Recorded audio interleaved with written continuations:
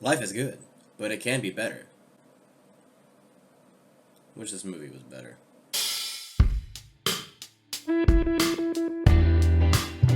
Welcome back to Nerdy Reviews. I am Dylan, and this is my review for Wonder Woman 1984.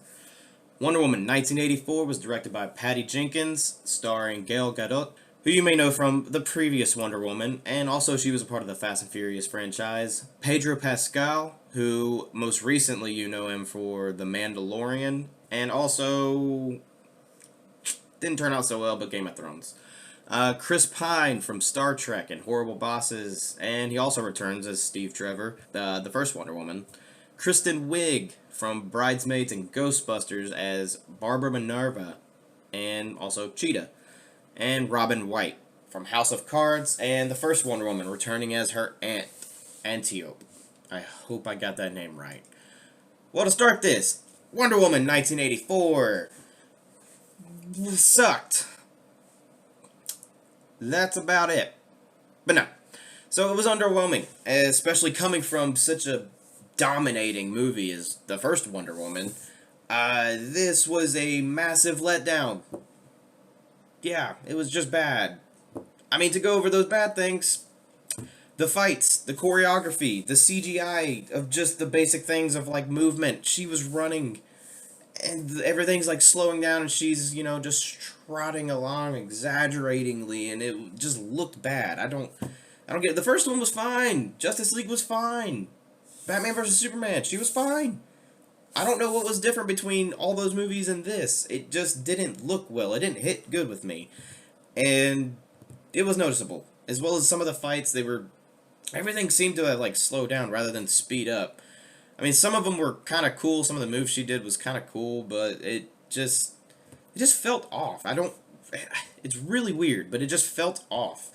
Another thing, Cheetah, a really cool character. Kristen Wiig played the character just fine. It was just a pointless character. I didn't feel I kind of felt like she was hyped up to be this massive antagonist in Diana Prince's story in this, time of 1980s. And it fell off. It just didn't hit well. She was kind of pointless. If she wasn't in the movie, nothing would have changed, really. Not much. The CGI on Cheetah at the very end, spoilers. Yeah, it was okay. It wasn't perfect. It was okay. It was filmed at night, maybe to cover up some of maybe the blemishes they had with it, but it really was bland. Like, the character was kind of pointless. There's also another scene, which is also in the trailer. There's Wonder Woman comes in to fight Cheetah, and she's wearing this, like, incredibly shiny, beautiful-looking golden armor. And that's from an ancient warrior, Amazonian warrior named Asteria. And it was her armor. Wonder Woman has it in her apartment, and she dons it and wears it and fights with it in the end. And Cheetah just tears it apart. Like, just shreds it. It was like the armor was made of military-grade aluminum. And she just rips it apart. And I felt like with such a mystically, legendary armor, like, we would have seen more, but it did nothing. She could have just showed up in her normal outfit and the same thing would have happened. If you felt baited by HBO Max to purchase their service and buy this movie for $15 a month, I'm sorry. Maybe you got a lot out of it. Maybe there's other stuff that you wanted to watch with HBO Max. Because, there's a lot of stuff from Warner Brothers coming out, like Suicide Squad 2, King Kong versus Godzilla, and I believe the Snyder Cut as well. Fine, if you want to keep HBO Max for that. I probably will too, because I just like movies. But if you only bought it for this movie, I guess you saved money from doing this in-home release rather than going to the theaters. Maybe your theaters are closed and this was your only choice, but you saved money because theaters are just expensive for tickets. Overall, I feel bad because this movie was just not good. It's not the worst movie I've ever seen. It's probably one of the worst comic book superhero movies I've ever seen. It was just not good. It just was not good. I didn't find a lot that was great about it, but what I did find, with Chris Pine coming back as Steve Trevor, at first I thought that was going to be really weird because, spoilers, he dies in an explosion in a plane that takes off at the end of Wonder Woman 1. And the way they brought him back, I thought, okay, yeah, okay, this makes sense. I'm okay with this. I'm on board with the way the plot was moving along and how he enters into her life again.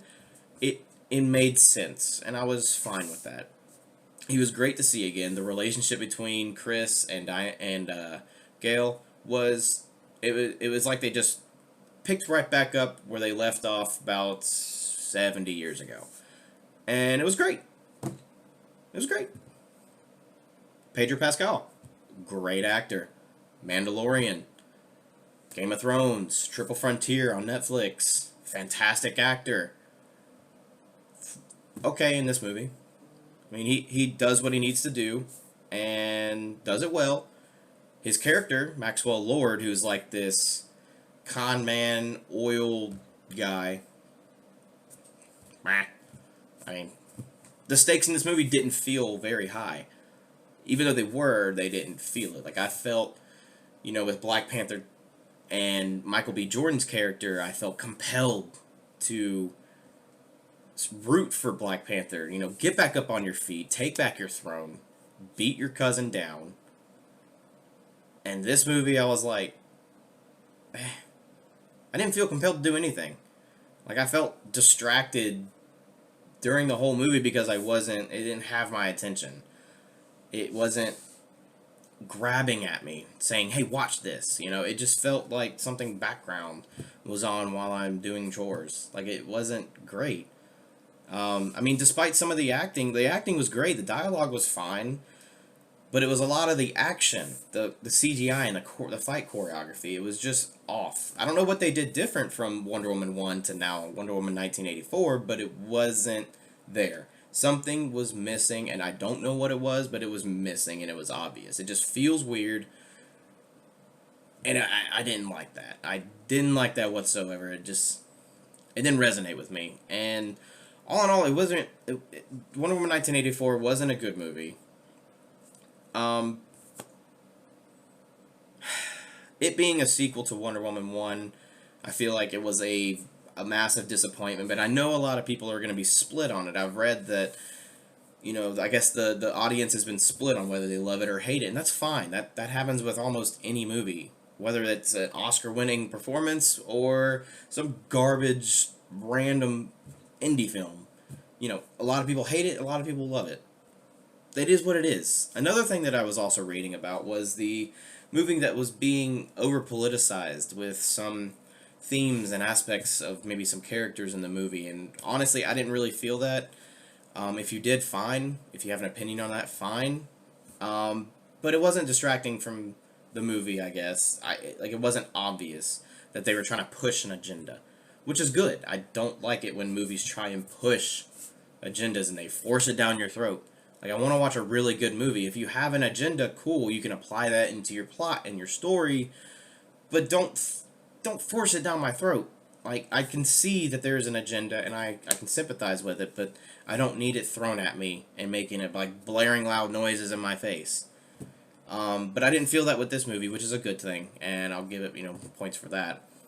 But, really, this movie it didn't hit with me, and I really hope DC kind of takes this and improves with it for their future sequels. Like, I think they're coming out with an Aquaman 2, Shazam 2.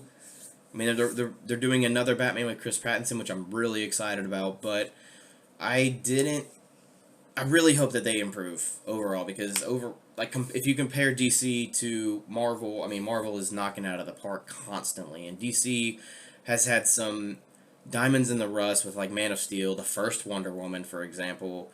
I really liked Shazam, and Aquaman, of course. Yeah, it was amazing.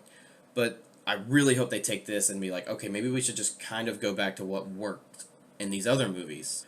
I did see reports there will be a Wonder Woman 3. Fine. That's cool.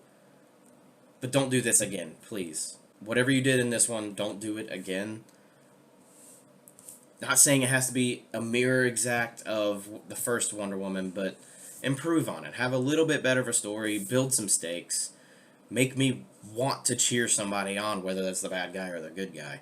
I want to enjoy this movie, and 1984, I just didn't. It's unfortunate, but I just didn't. So unfortunately, that's why I'm giving this movie a 5.1 out of 10. If you liked the movie, if you loved it, let me know down in the comments. If you hated it, let me know down in the comments. I want some discussion. I want some interaction. I want to discuss this movie. Like, what did you like about it? What am I missing that maybe you saw and I didn't? But either way, just let me know down in the comments, and maybe I'll take a revisit, watch it again, and see what you're seeing. But either way, check out our Anything Nerdy podcast on the other playlist in this channel, and be on the lookout for more movie reviews. Have a fantastic day.